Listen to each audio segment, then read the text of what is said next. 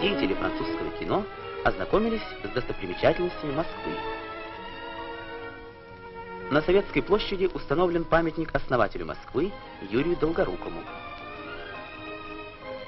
Где бы ни останавливался автобус с гостями, Жерару Филиппу немедленно приходилось пускать под ручку.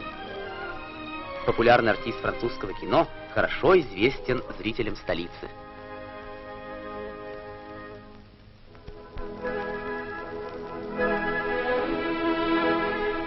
На память от юной москвички. На Красной площади стремятся побывать все, кто приезжает в Москву. Французы, говоря о Жераре Филиппе, прежде всего вспоминают его голос. Филипп владел им, как мало кто из актеров. Голос мог казаться и бархатным, и прокуренным, и резко металлическим, а его смех и детским, и дьявольским. Благодаря голосу он мог днем играть на съемочной площадке князя Мышкина, а вечером в театре Калигулу. Советские зрители голоса Филиппа никогда не слышали, все его фильмы выходили у нас продублированными. Однако той самой эмоциональности, в сочетании с романтической внешностью, хватило, чтобы он стал любимым актером целого поколения. Он умер, не дожив нескольких дней до 37-летия, в самом конце 1959 года, от рака печени, развившегося необыкновенно рано и необыкновенно быстро. Его смерть стала шоком и для Франции, и для СССР, таким же, каким для американцев смерть Джеймса Дина и Мэрилин Монро. Для французов Филипп и сегодня остается примерно такой же легендой, не успевшей состариться. Тот же Бональ говорил, что популярность Бельмондо, Делона или Депардье никогда и близко не могла сравниться со славой Филиппа. В 50-е он был живым воплощением Франции, а такое не забывается. Жерар Филипп родился 4 декабря 1922 года в Каннах. Его бабушка по материнской линии была эмигранткой из Праги, очень удачно вышедшей замуж за кондитера из Шартра. А отец Жерара был вполне успешным юристом, владевшим к тому же несколькими отелями. В 30-е годы он связался с ультраправыми, потом поддерживал нацистов и после войны был приговорен к смерти. Ему пришлось скрываться от гнева соотечественников во франкистской Испании.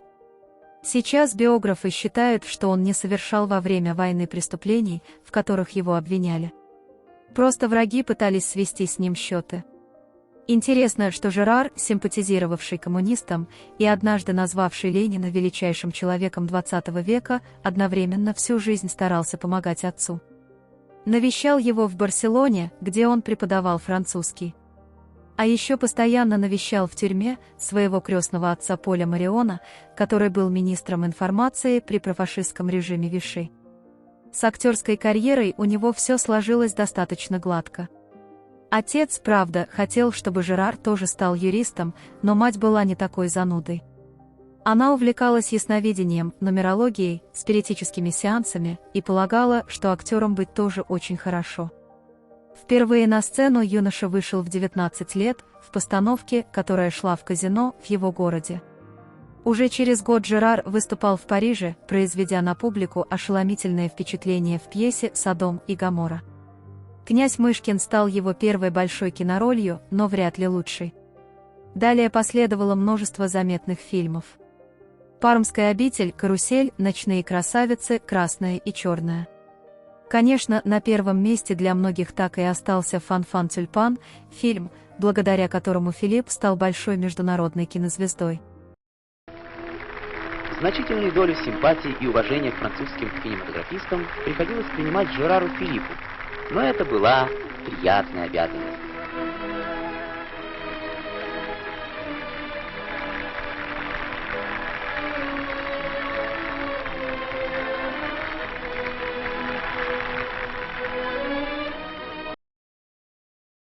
Уже в 1955 он вышел в СССР. А в октябре того же года Жерар приехал в Советский Союз на неделю французского кино. Рассказывают, что вокруг гостиницы, где он жил, собиралось множество поклонниц. Филиппа и других членов французской делегации возили по всей Москве. Подняли на один из самых высоких этажей недавно построенного МГУ, чтобы показать панораму столицы. А потом еще свозили в Ленинград и в Киев. В общем, визит прошел триумфально. Еще в 1942 году в Ницце 19-летний Жерар познакомился с будущим сценаристом Жаком Сигуром и его приятельницей Николь. Девушке было 24 года, она уже состояла в браке, воспитывала маленького сына и удивила юношу своей серьезностью. Но тогда еще он и представить себе не мог, во что выльется это случайное знакомство.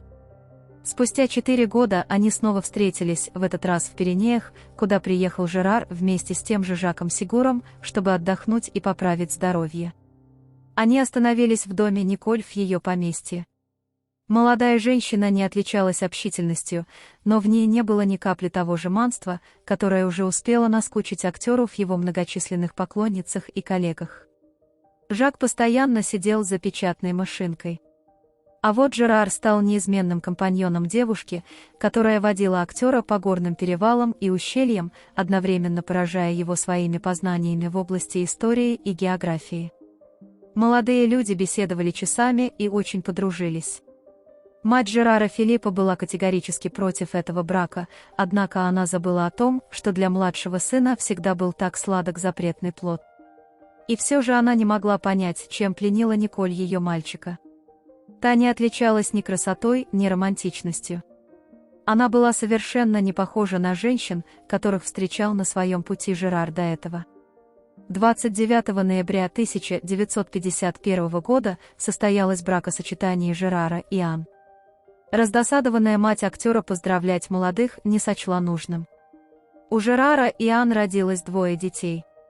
И они старались не рассказывать о личной жизни журналистам, справедливо полагая, что счастье любит тишину. Только после смерти мужа Ан написала о нем книгу. Это жутковатое чтение, потому что речь там идет, главным образом, о последних днях жизни Филиппа. И об ощущениях его жены, которая знала, что муж умирает от рака в терминальной стадии. А он не знал.